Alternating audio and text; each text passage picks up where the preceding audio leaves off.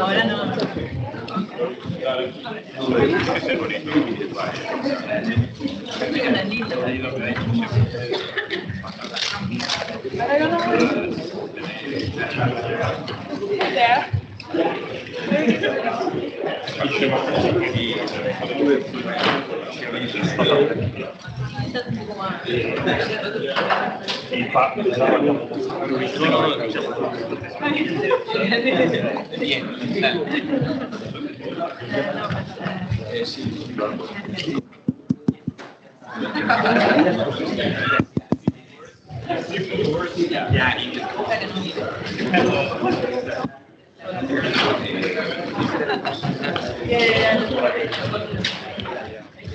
Ya teniendo reuniones muy Miguel.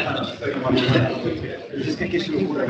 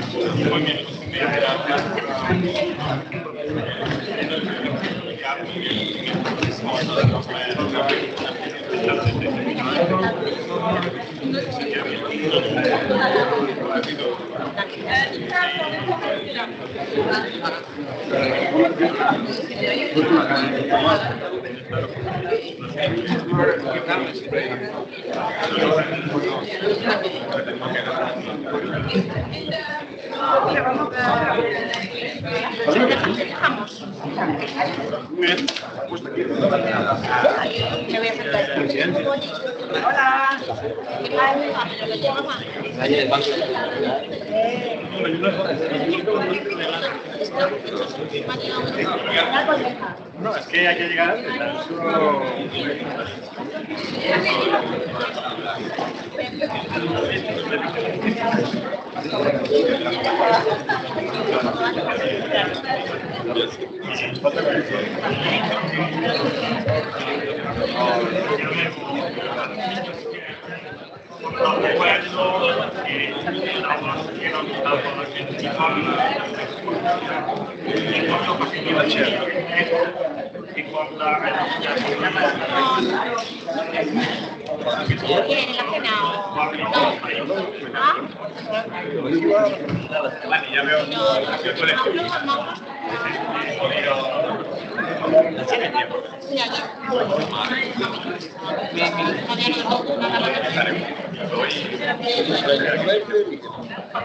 Tema la noche y aguante todo el día y no gusta más.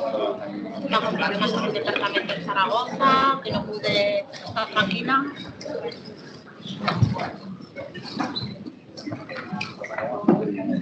Sí, me contó María que estuvo.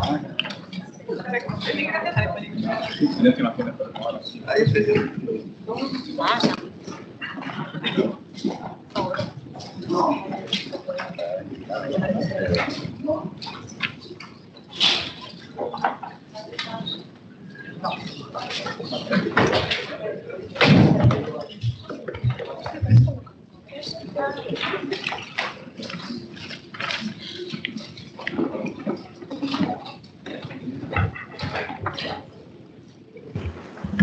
Okay, good morning to everybody. Now it's time to begin with the plenary session 2. In this case, we have the pleasure to present Miguel Urquiola from Columbia University. But before to start with a more formal presentation, I would say that when you was the best contact with Miguel, I wrote an email to explain what was the AEDE, that we organize each year an annual meeting, etc., etc. And he and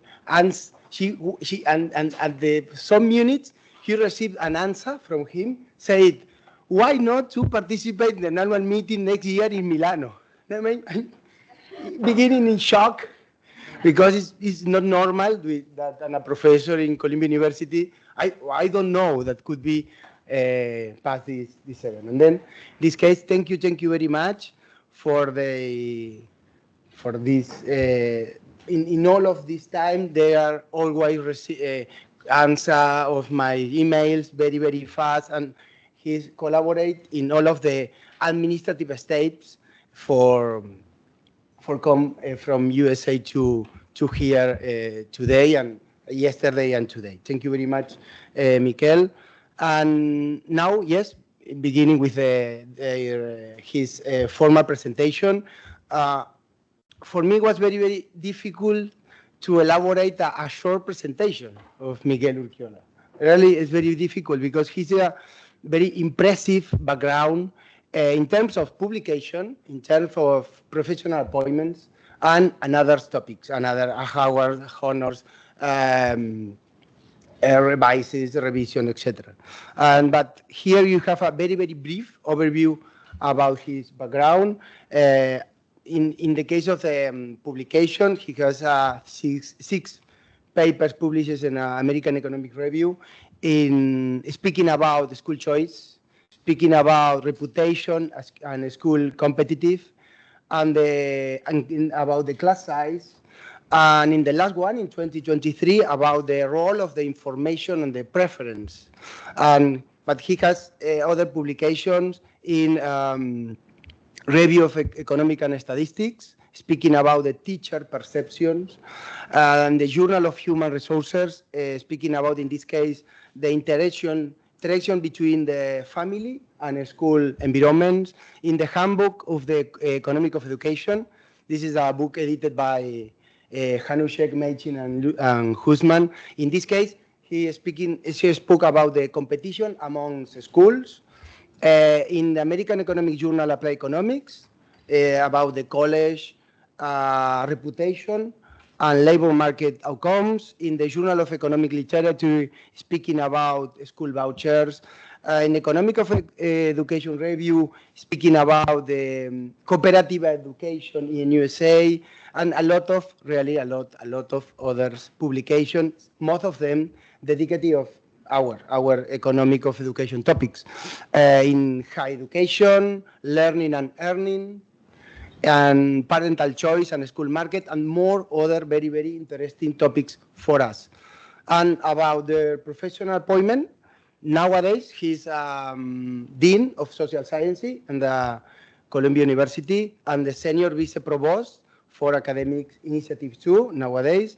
He's a professor of economics and international affairs at Columbia University and research associate at the National Bureau of Economic Research. But he was chair of the Department of Economics at the Columbia University and chairs of Columbia Committee on the Economic of the Equation, and some a lot of things. And finally, he referee advisor in the main economic journals at American Economic Review, American Economic Journal Education Policy, Economic Policy, American Economic Journal Applied Economics, Econometrica, Economic Journal, Economic Modeling, Economic Letter, Economic of Education Review, Journal of Human Resources, Quarterly Journal of Economics, among others very important journals. And really, his background is very impressive. And for today, he was prepared for this plenary session, this paper, the Malleable means, the effect of STEMs versus humanity-focused curricula. In this paper, he used administrative data from Romanian high school system and apply a regression discontinuity design approach. And then we are waiting for your lecture. Thank you very much, Miguel. Thanks, Manu. Thank you.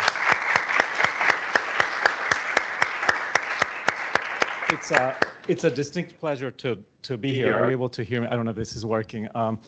Distinct pleasure. I feel obviously very much much at home, not in the sense that I come often to Milan, but in the sense that I do economics of education like every one of you, and so all of the talks, all the sessions are interesting, and I've had lots of fun.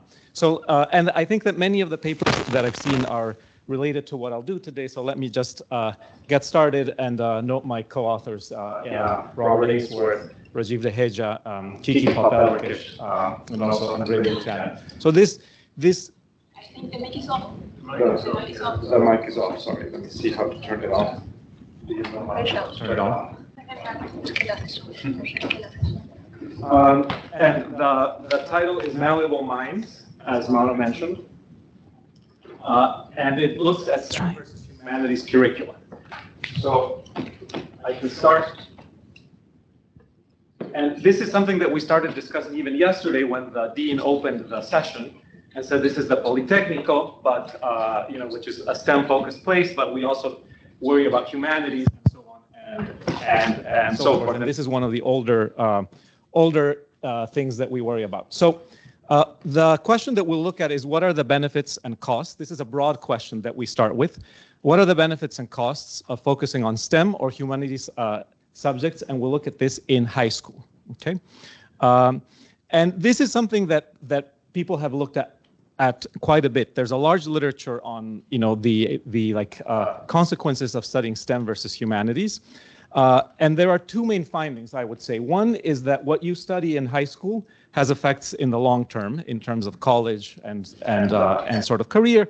Number two, as economists, we know very well that focusing on STEM, this is something we discussed at a session this morning, has labor market returns. So right away people worry and say, we should worry about who's doing STEM, if only because you make more money in the future, which is something that motivates much of economic analysis.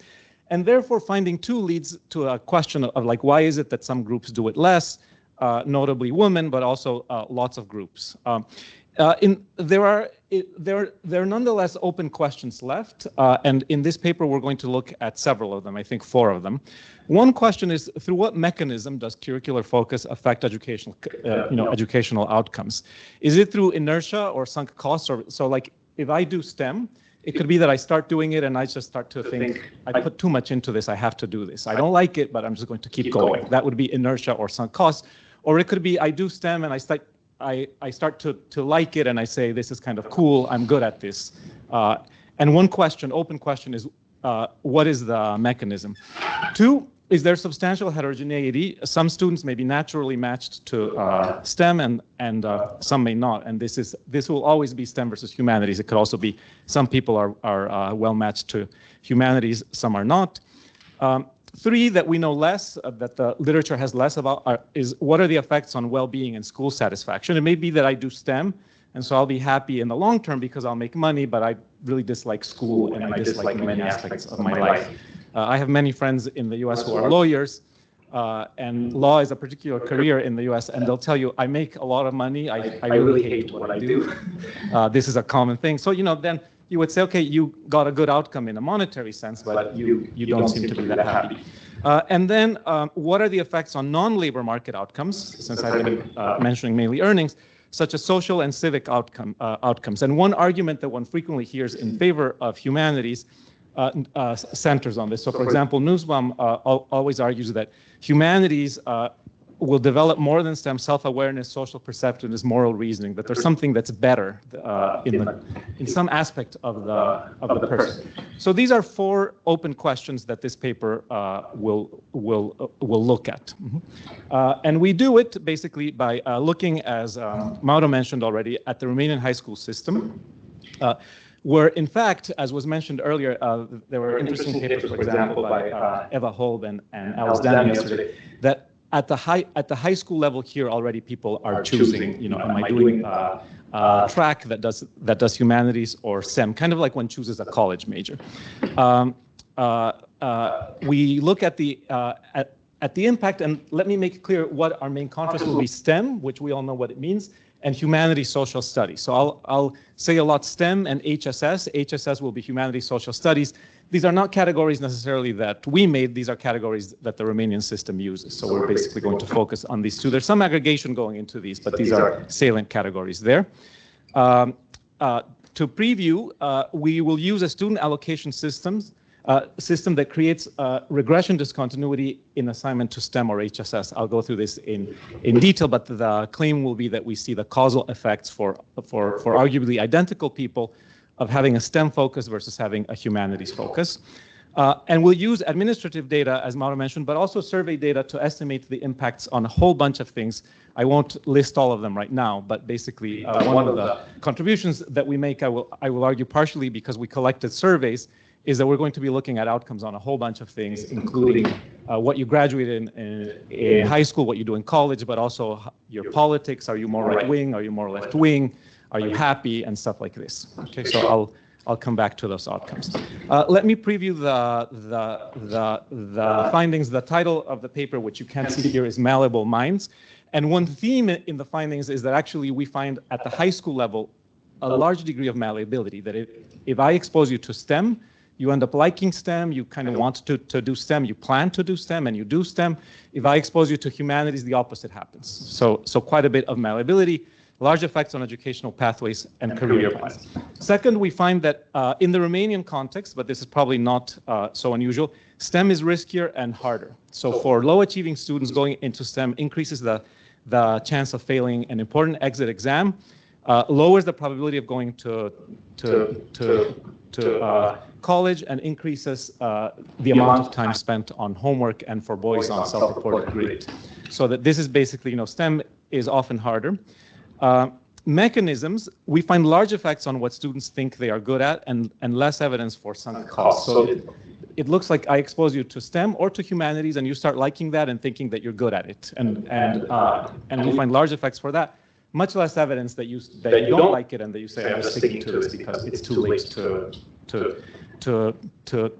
change. It could be that you get into STEM, you like it, you plan to be there, but that you're unhappy. We don't find evidence in that. We in fact find modest impacts on well-being and school satisfaction. These are actually increased by STEM, so STEM students are on average happier. It's not a large effect, but it's there. And then finally, we find effects on social and civic outcomes, and this is the only place where there's a lot of heterogeneity, because all of this, there's no heterogeneity between girls and boys. Here it's mainly for boys. STEM makes boys have fewer friendships with girls, spend less time reading, and hold sort of more right-wing political views. I'll be discussing that.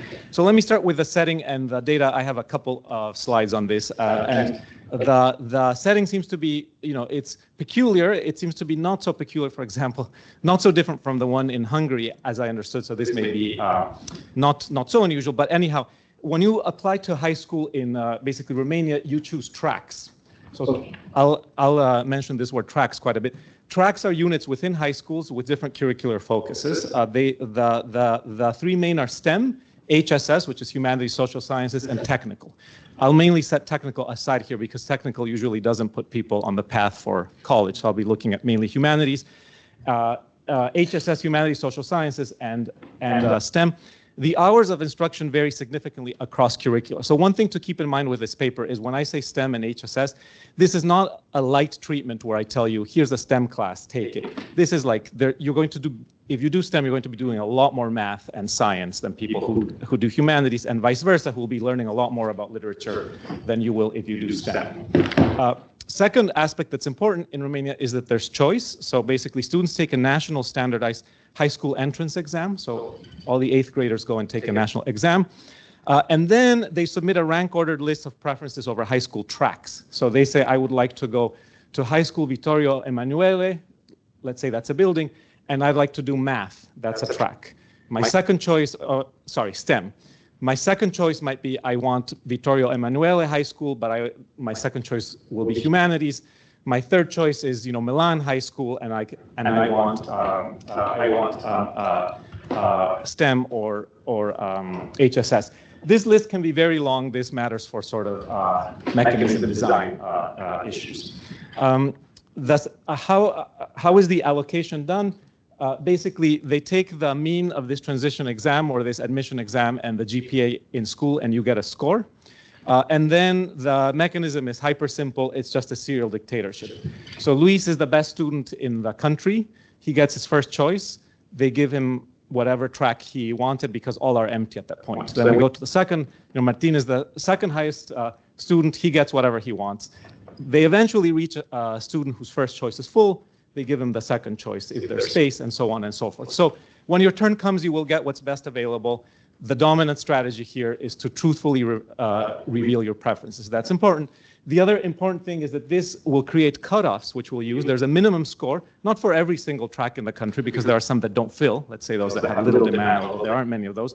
But for every single track that fills, which is the vast majority, there will be a minimum score you need to get in, and we'll be using those cutoffs. So you basically the cutoff part is important. And given this mechanism, you can imagine there's also going to be a lot of stratification within any town. Like if you live in,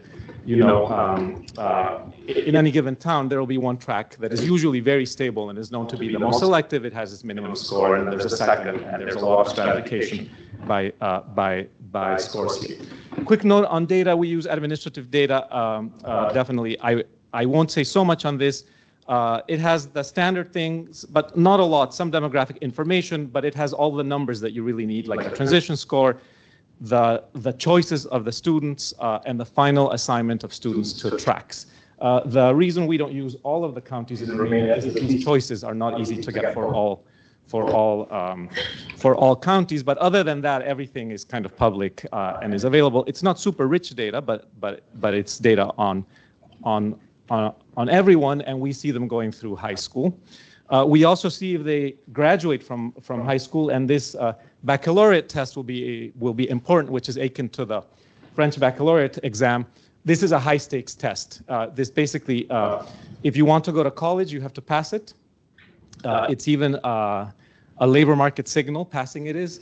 And if you want to go to a good school and get a college scholarship, like lower prices, you need to do well. So that one of the outcomes, the baccalaureate, is going to be a very high stakes test.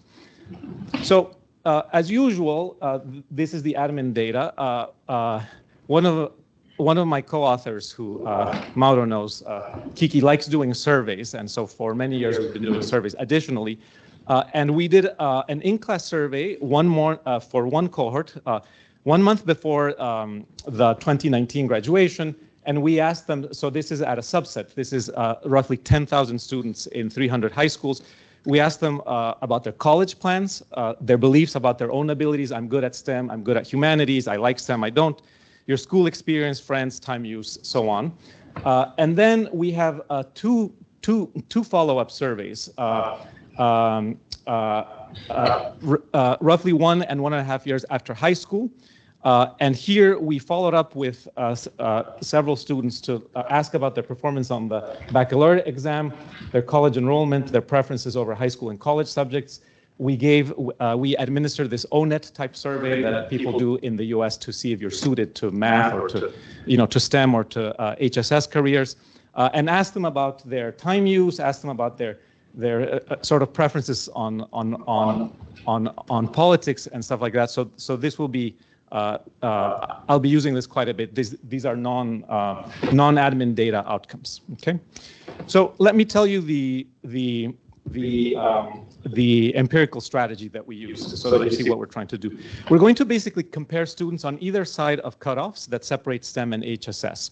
So there's basically going to be two types, so there's lots of cutoffs here, and the students are applying to a zillion tracks, but we're going to focus on only some of them, on two types of cutoffs. One are basically going to be STEM above cutoffs, this is what we'll call them, where a student ranks a STEM track above an HSS track. And this is very common. Okay, so basically people will say, my first choice is to do STEM and my second choice is to do HSS. Now you might wonder, why would a student do that, right? Because it seems odd. If you like STEM, why are you doing this? One central reason this happens is that basically people often want to go to a specific high school, like I made up sort of Vittorio Emanuele High School. Then I will basically put STEM first, so that's what I most want, and then HSS, and then I will go to the second high school. We will also look at HSS above cutoffs that basically happen when a student ranks HSS or humanities and social sciences over STEM. These are also very common. And it is extremely common for students to mix STEM and HSS in their applications. If you score above the cutoff in this type of thing, you will go to STEM. If you score above the cutoff in this type of thing, you will go to HSS. Okay, so basically, those are the cutoffs that we're using. We are interested in the effect of curriculum. Okay, STEM versus HSS is ideally what we'd like to focus on. We're not interested in the effect of going to a better track or a better school. We've written papers on that are separate. So let me tell you how we try to isolate, how we try to focus only on curriculum. We're going to set the running variable in the regression discontinuity designed to be positive on the STEM side of the cutoff. So if we look at a STEM above case, we're going to set T, which is the score minus the cutoff. So it'll be, if you have a positive running variable, you will go to STEM. On the other hand, if you were STEM below, we're just going to invert those. So we just change the sign, okay? And you'll see in one second why we do this. We estimate separate treatment effects of STEM assignment for STEM above, I'll call it alpha S, and STEM below alpha H. Bear with me just a second while I go through this, then I'll show you a diagram that I think will make clear what we're doing. We estimate separate RDs with typical controls, okay? And then what we do is we compute the effect of STEM assignment as a simple average of these, and this nets out the effect of assignment to a better track. That gives us the point estimate that we want. Then the only question is the standard errors, and we use the delta method for that. Let me show you a graph that illustrates what we're doing here, and hopefully everyone can. So here I have blue is going to be prefer STEM. So this is someone who likes STEM more and therefore ranks STEM first. This is the running variable. To the right of 0 is always going to be STEM, okay? So blue is I'd like STEM. So you can see what basically happens. If I like STEM, I'm the blue person, and I'm just to the right of the cutoff. I go to a school that has a higher average peer quality. This is the average transition score. Okay. So if I like STEM and I get into STEM, I go to a higher average school. So here you would say, well, the STEM treatment is conflated with going to a better school, and we want to not look at going to a better school. So what we do is we also look at the students red who prefer HSS, humanities, social science. If you're such a student and you get close to the cutoff, recall this side is always STEM, and you just miss getting into the STEM thing, you're actually going to get what you wanted, and therefore go to a higher transition score. So you see that for the red type students who would rather be humanities, falling into STEM, like not getting what they wanted, means actually going to a lower, to a track with lower peer quality measured by the average transition score. Now, what we do basically is you see this discontinuity and that discontinuity, we will average those two. Okay, that nets out the effect of basically having better peers, but will tell us what is the effect of basically going to STEM versus humanities and social science. So that the average treatment effect of STEM assignment is going to be the average of the blue and red graphs at the cutoff. Okay, now what we control for therefore is average peer quality. We're basically saying what's the consequences of going to STEM versus HSS, setting aside the fact that the quality of your peers changes. So that we control for. What we don't control for is that if you go to STEM, as has been said many times at this conference already, for example, if you do STEM, you're going to be in a classroom with more boys than girls. So that will be part of the STEM treatment. And you will also be in a class where the average math score versus the language score of your peers is higher. So that is part of the STEM treatment. We're not netting that out. I already mentioned the share female. Whether you wanted STEM or wanted HSS and you get into STEM always at the right side, the share female is always going to drop. Okay. So what we claim is that we're looking at the effect of STEM versus HSS, that we're netting out the effect of average peer quality, but that the treatment of STEM versus HSS includes a bunch of things, not just what your teacher is doing at the blackboard, but also the fact that if you do STEM, there's going to be more boys than girls and stuff like that. That is the empirical strategy. So let me just summarize that. What subtreatments are embedded in our regression discontinuity treatment effect? For sure, we're looking at the effect of a different curriculum. You're going to get different courses if you do STEM versus HSS, different teachers. We net out the effect of scoring above or below a cutoff. So we're netting out the effect of access to a better set of peers.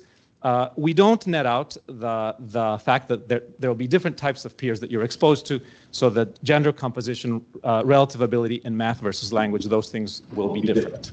Okay, so that's the empirical thing. Let me show you the first. Now it's very simple. Let me show you the first stage and then the results. Does being assigned to STEM versus HSS affect what students actually study? We answer this with the administrative data. The question is this treatment effective? And the treatment is definitely effective, as you'll see. This is basically, let me start with these 3 columns. This is years enrolled. So let me show you the structure of all these regressions. I'll always have STEM here. Okay, so this is an RD estimate using that methodology earlier. And so this basically says the intercept is the mean for the HSS students that just missed getting into the STEM thing. This basically says, this 0 here says whether you went to STEM or HSS in Romania does not affect how many years of schooling you get. Everyone seems to get the same amount of schoolings. Everyone basically finishes high school in these places. Of course, being assigned to STEM increases the number of years you spend in a STEM curriculum by about 3 years. Okay, this would be 4 if it were perfect, in the sense that you get into high school, you're assigned to STEM and you stay there forever. There is some switching. It's hard to switch. There's also dropout, and this is partially why this isn't 4, but it's 3, and it's extremely significant. Notice that the effect of STEM on how much HSS you do is negative 0.3. Okay, so basically this says this is a treatment that is fairly binding, and if you asked for a STEM thing and got it, you're basically going to stick to STEM and so on. This is a dummy variable saying, do you graduate from a STEM track? And of course, you're much more likely. So if you were not in STEM, the probability that you graduate from a STEM track is like 0.15. These are the people who switched, but the probability goes up by 0.69 if you are. Okay, so basically this affects your graduation, and this should again be symmetric. If this is 0.7, this should be negative 0.7, and it is. It is symmetric. Little heterogeneity by baseline preference, ability, gender. Basically, this type of compliance is the same for all kinds of groups. So that's the first stage.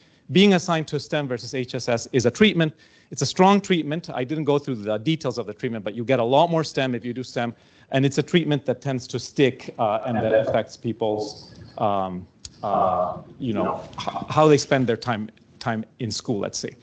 Now let me go to the outcomes and talk about educational pathways and career plans. Does high school curricular focus affect students' trajectory? So here the question is, you have a kid, you have a son or a daughter, in the case of Romania, you would like them to do a STEM career or an HSS career because you think that's better for them.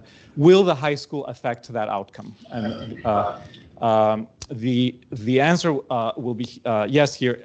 Basically, we used our surveys to ask students about their plans for enrollment in college and their plans for careers, and we follow up on that later on. So these are college plans at the end of high school, and these are college enrollment 1 year after high school. Okay, and what you can see is that this NE is close to 0. This is basically saying whether you did STEM or HSS, this is a group of people that, there's no difference on average about going to college, although I'll have a wrinkle on that later. However, the probability that you do STEM in college, that you plan to do STEM in college, and that you actually do STEM in college later on jumps by a lot. Okay, so basically for the comparison group, which is HSS, the probability of doing any STEM major in college. Notice that here what I've shown is that what you choose and where you're assigned matters a lot in high school, but afterwards there's no mechanical treatment. Where you apply to college is your business, kind of. But this sticks a lot in the sense that the probability that you do any type of STEM college degree or that you plan or end up doing goes up by about 0.24. Okay, so it's much more likely. If your kid goes and does STEM in high school, it's much more likely that he or she will plan to do STEM in college and in fact end up doing it. Most of the effect is coming through math and basically computer science later on, less so the case from medicine or economics and business.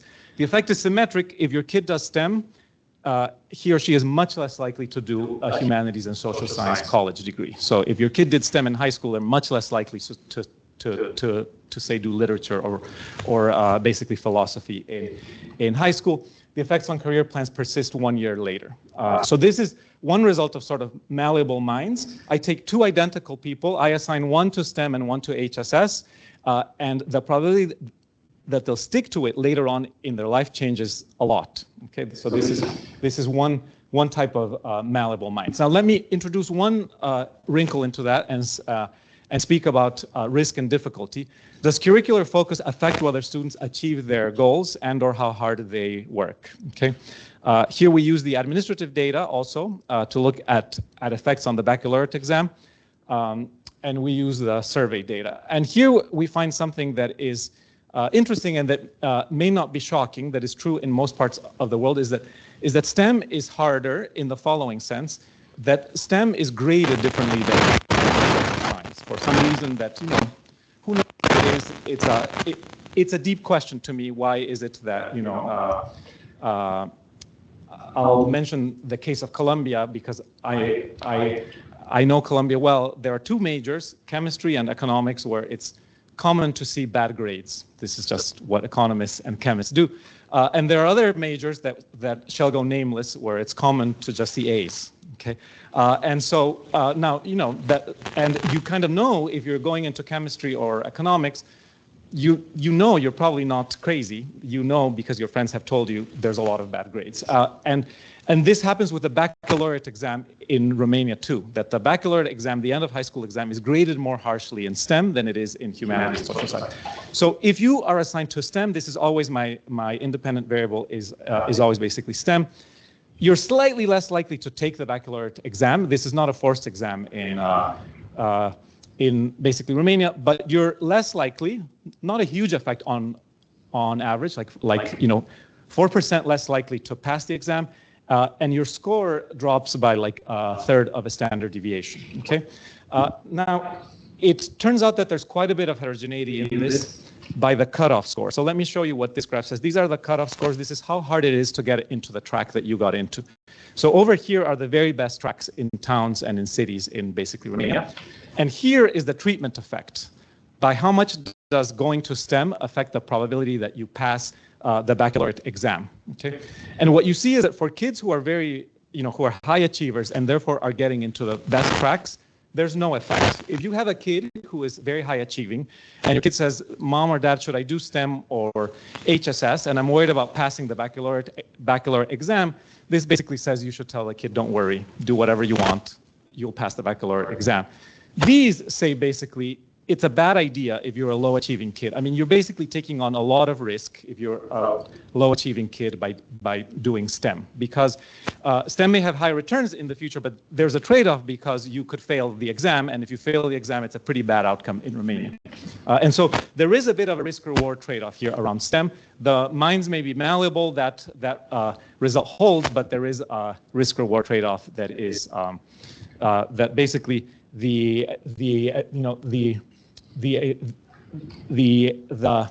you're less likely to pass if you're low achieving, and the effects on the exam score are sizable for everyone. So if you're just trying to maximize your exam score, it's not a good idea to do STEM in Romania. Let me skip this so those are the main results. Let me say something quick because I'll run out of time, I'm sure, about mechanisms. What explains the effects of high school curricular focus on student sort of trajectories? And what we did in surveys is we asked students to score their abilities and preferences for subjects on a scale of 1 to 5. So I asked you, how are you at math? And you say 1 to 5, where 5 is I'm very good and 1 is I'm not. Do you like math? 1 is not. We asked them to complete an ONET job interest profile that basically says, do you seem to like the things that a counselor would usually tell you should do if you like STEM and so on. So the main outcomes here will be 1 to 5. And let me show you what happens when you do STEM.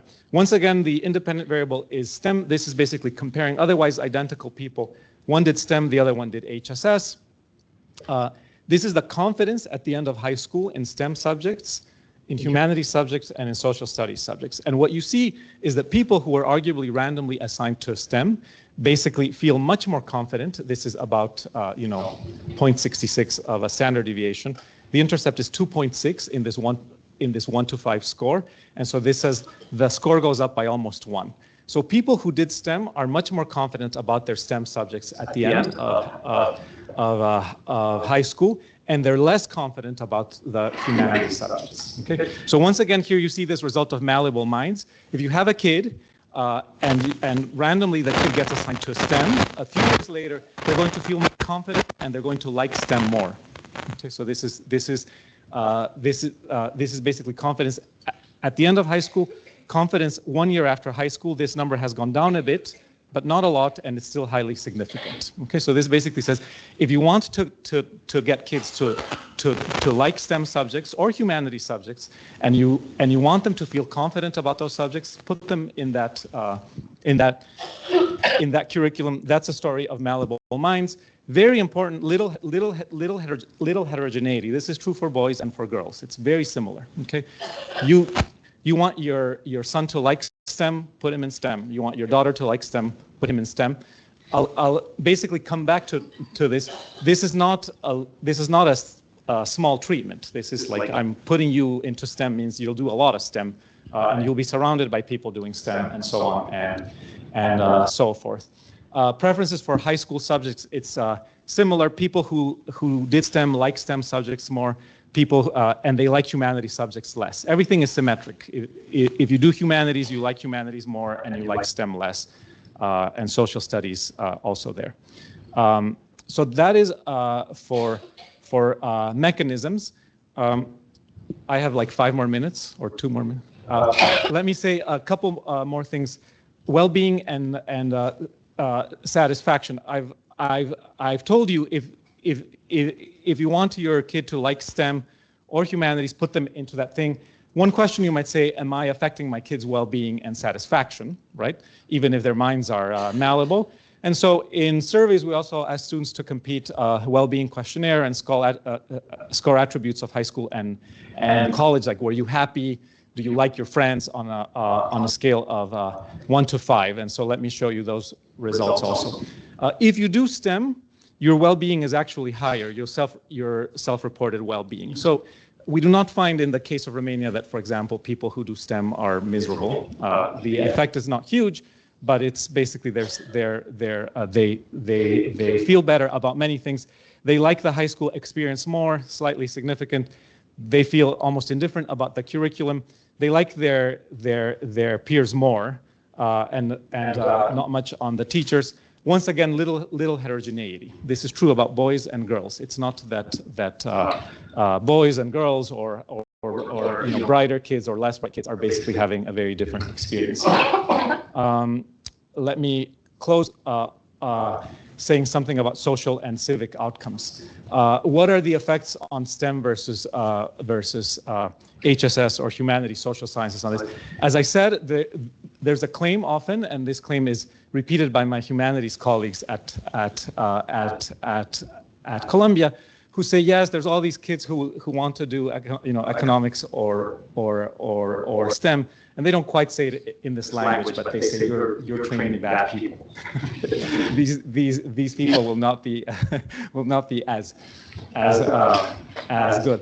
So in order to look at this in surveys, we ask students how many friends they have, how much time they spend on different activities, what they expect their life and family structure to be like at age 30. We ask them about roles, like, a man should work more frequently than a woman in a couple. It's kind of like sort of controversial things like this. Whether they agree with statements on sort of politically charged issues. And here, things are, we create some indexes, some indices. So always how we're plotting this is just showing the effects of STEM, but as I said, the results are basically symmetric. The number of good friends that you have if you do STEM is slightly lower, though insignificant. The number of very close friends is slightly lower, though insignificant. This is the pure treatment effect again. One thing that is significant is if you do STEM, you're likely to have fewer female friends, which may not be shocking because you're less less exposed to women in your class. There's some heterogeneity here. That's why we have male students and female students, but that will be true for both of them. Hours spent reading goes down for men, and then we have indices of sort of traditionalist expectations, things like the husband should usually make more money than the wife, or men are better at math than women, things like this. And also right-wing political views, like if people are poor, that's their fault, things like this. And what you see is there's the size of this is hard to know exactly, given that it's more of an index, but it's highly significant that in the case of males, not females, being assigned to a STEM treatment turns to turn people into having more traditional expectations and right-wing political views. So this is consistent with, broadly consistent with a certain view of what it is that STEM does, as I mentioned. Let me wrap up so that I leave time for questions or comments, which I'm very interested in. Let me go to the conclusion. Oops, sorry. You can't see it here. This is why I missed it. It says conclusion. So one thing that we know in the economics of education, there are some things that we know very well. One of the things we know is that there are positive, at least, sort of monetary returns to doing STEM. And that creates, like, we had a discussion at a session this morning, and someone asked, why are we so interested in closing the gender gap in STEM? Well, it's partially because of that there's access to different careers. And one key question, therefore, is when do the gaps in interest and confidence sort of develop? And secondly, what can be done? And this is something that psychologists, sociologists, and economists have thought out. Lots of people have thought out for a long time. The research, as I read it, suggests that these gaps develop early, and therefore we look at things early in life. In the morning session, for example, Alvaro Choi presented this interesting paper that looks at what toys kids use. Yesterday we saw papers that basically show that preferences for STEM develop very early in life. There's a recent paper in Nature, Martin et al., that says these findings point to the first year of school as the time and place where math gender gaps, sort of show up, thus helping focus the search for solutions and interventions. So therefore, this type of research says you should look at things very early, like toys, parenting, and these are things that as policymakers kind of bedevil us, because, how can we affect the toys that kids use, or how can we train parents to behave in a certain way? These are things that are very hard to do, we don't control directly, and they're very far away. This paper has a different message. This paper shows that there's substantial malleability later in life, okay? Because here we're basically looking at people who are 13 years old, and where policymakers can use a policy tool, which is use the curriculum. And you can use the curriculum, we suggest, to really shape people's preferences and people's trajectories, whether these are boys or these are girls.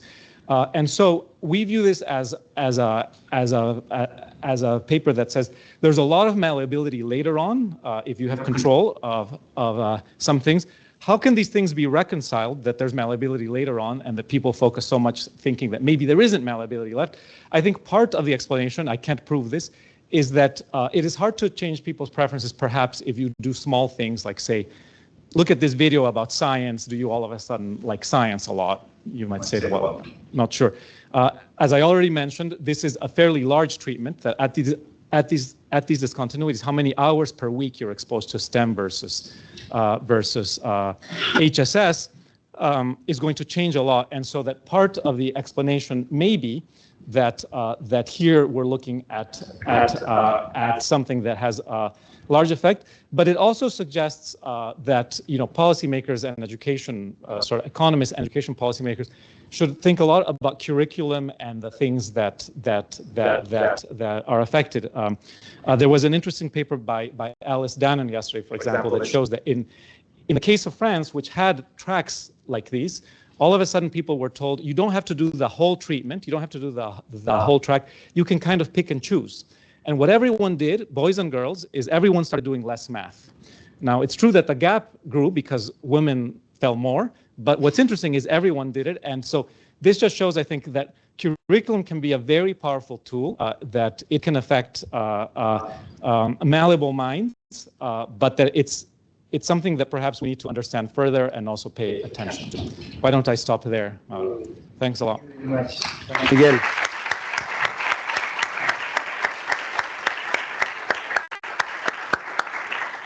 Thank you very much for your presentation. You have a very deep exploitation of your data, administrative data. Thank you. And you have some, yes. And now you have some minutes for questions. Please, Stefan. I wouldn't contradict your conclusion. Yeah. Can you disentangle this from other potential effects, like you're selected in a track that has a label? Yeah. So, for example, the expectations of your parents, teachers, to your commitment to STEM change. Yeah. So, if you are in a STEM track and you would all of a sudden say, I don't like STEM, they would say, failure, wrong track. Right. So, Yeah. is it really just by changing the numbers of mass, or by, this labeling that now you committed yourself to this? Yeah. The short answer to your question is I can't. So there's just the treatment is you're in, if you buy my design, it's random, but you're either in STEM or in HSS, and this includes a number of things, right? You're exposed to different teachers, you're exposed to a different culture that develops within the classroom, a different set of peers, and yeah, we can't say that. On the other, so we don't know exactly what the components are. That's a fair point.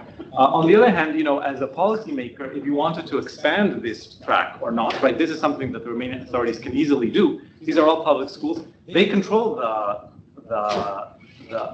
number of slots, conditional on some assumption that it's possible to open more STEM tracks. You could do, but you're right. You're doing a broad treatment. Yeah, that's correct. Yeah.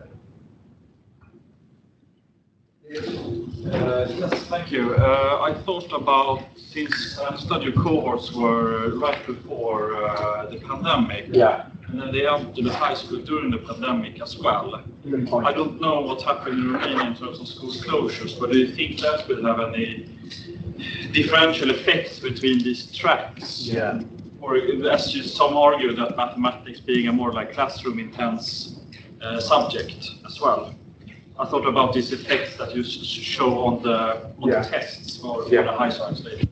That's a good point. I'll be honest, we hadn't thought of that.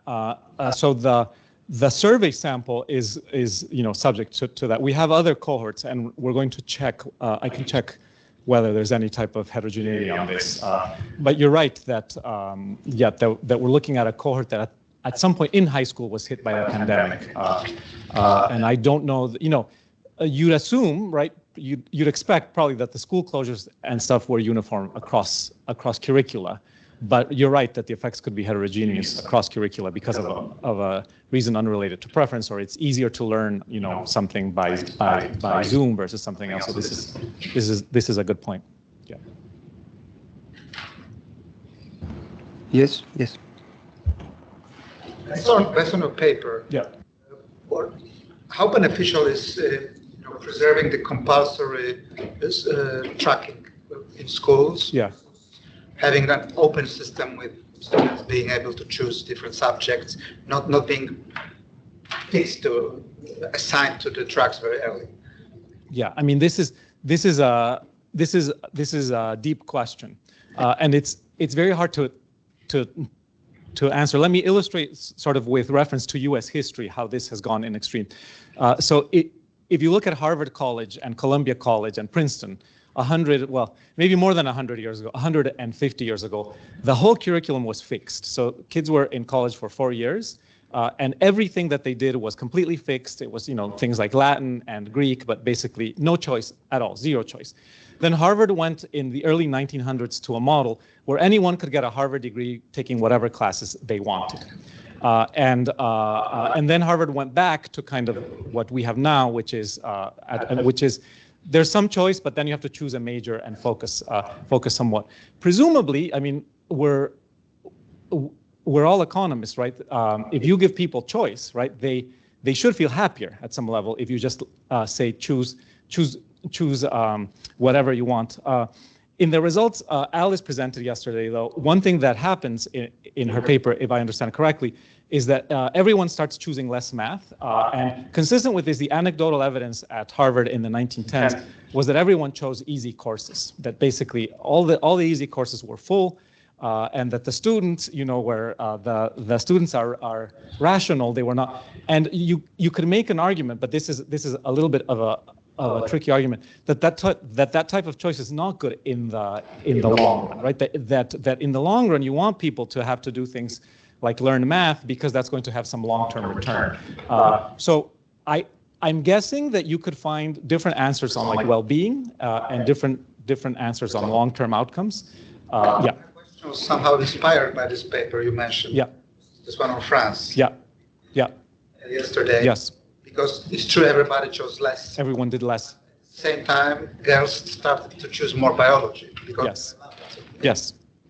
Because biology was not, obligatory combined with math. Yes. So you could now. I think that since we're discussing the paper, we'll give you further comment.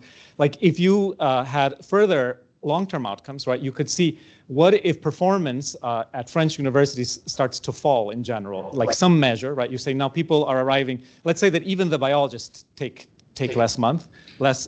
Sorry, maybe they were better off during the high school years because that's what they wanted, but now they get to biology or anything in college and they're doing less well. So you could have some sort of intertemporal disagreement. But this is and curriculum is a deep question, but it also gets to the idea that we have, which is paternalism, right? You say someone who is 13 or 14, someone who's 18 is more debatable. Doesn't really know what's good for them, and so we're going to choose a bit for them, and we're going to create tracks in the case of France or Hungary that say you have to do this, but yeah, and as economists we're typically not trained to be friendly to paternalism, but we can marshal arguments that sort of say it could be good for you in the long term to have to do certain things that you don't want to do at a certain age.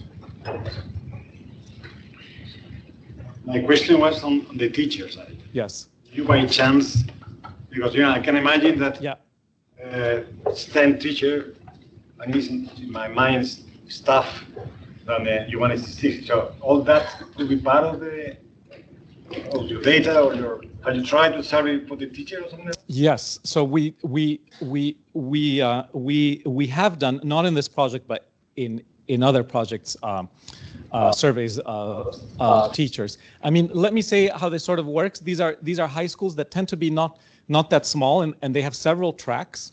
And even within tracks, they have like different classes because the classes are limited, I think, to 28 students.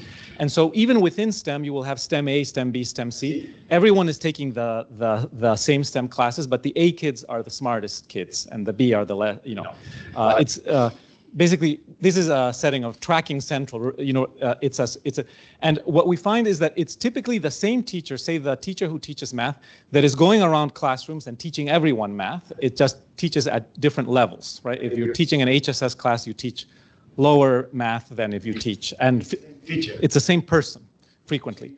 Now, when we ask teachers about their preferences, right, like what do you want to be doing, what is true is that in Romania, the more senior teachers get to choose what they want first. They also have a mechanism that's not as clear as this. And they usually want to teach the highest scoring classes and the highest scoring high schools. That is true in HSS and in STEM. And the teachers tend to be, they tend to prefer the high achieving classes for sure because there's a lot of stratification. On the other hand, we also ask teachers in a separate paper, who do you pay attention to? And we ask students, does the teacher pay attention to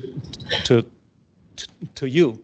And we find fairly consistent evidence that the teachers, for all their preference of the brighter students, once they're within a classroom, tend to aim for the medium to the lower end of the students and try to make sure that everyone, which we did not expect actually. We thought that my colleagues, several of whom are Romanian, usually expect that the Romanian teachers aim for the top of the distribution, and that turns out not to be true, at least in the perceptions of the teachers and of the students. You have students who are not that high performing in their class who say, you know, Mr. Urquiola knows who I am and worries about me and answers my questions and stuff like this, and they don't answer those. But that's all we have on teachers. Here we didn't do much more. Yeah. Thank you. Thanks. More questions? Yes? Explain the potential differences in the results between early intervention and later intervention. What's the identification? Yeah. So you are identifying the fact by the marginal, no entrance or non entrance. A guy that puts in the first place STEM in the second humanities can be more malleable than the guy that puts STEM and STEM in the second. Yes, yes. That is a great question. I'm not as young as some of my co-authors. I think that we must have done this, but I don't remember. My gut sense is that it's not different. But that's sometimes. So basically, you're saying if you're a hardcore STEM person, which exists, like you just say STEM, and then later on put HSS. Is there a different effect? You know, once there's finally, yeah. One reason might be that's going to be a small sample set, right? Because we'll catch you like. But let me look at that. Yeah. That's a good question, and I may have forgotten that we looked at this, but I have forgotten. Just because. Yeah. Last question. Yes. I was thinking that this idea of the malleable mind is different of the hypothesis of Heckman. Yeah. Years are crucial. Yes. Trajectory in the career trajectory. Yes. Yes, I would think that this is different than the Heckman idea. There's a sense in which you think, and we saw this yesterday too, that role models, that things like this happen very early, right? I told an anecdote at lunch yesterday that when my daughter was 3, I always cooked and her mom never cooked. And one day, out of the blue, she says, "Dad, when I'm big, I won't cook." And I say, "Why?" And she said, "Because I'm a girl." And it's clear that she had been able to kind of like make that. And I thought, that's so strange. But so I think that one type of view is that a lot of things happen very early, and then it's over, right? Sort of game over. Either you intervene extremely early. And here, at least what we're finding is that you can intervene rather late. It's a particular type of intervention, and the minds are malleable. And so, yes, this is a bit of a story that we shouldn't close the shop after age 3 or 4 and say that's the end of the, or age whatever, your choice. Okay, that's all. Okay, thank you very much, Miguel, for your presentation.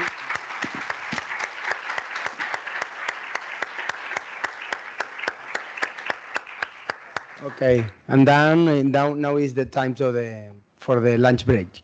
Thank you. Earn the lunch.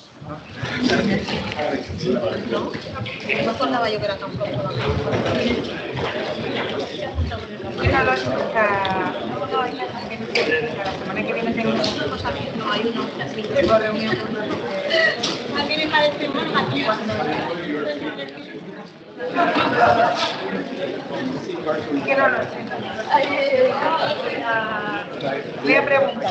Yo lo pregunto que no quisiera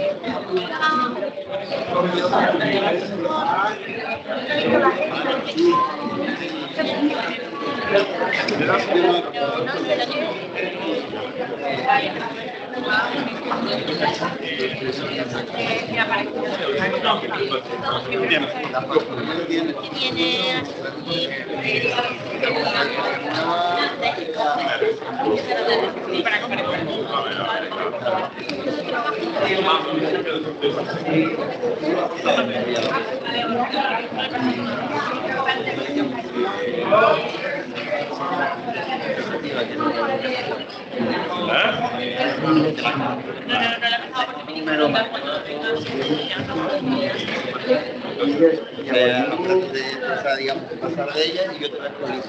Para que vale la pena semana.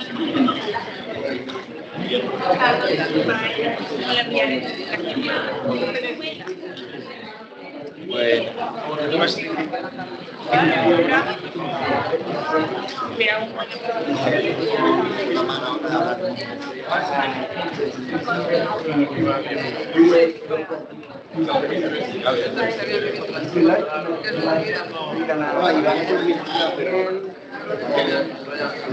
que viene no ella.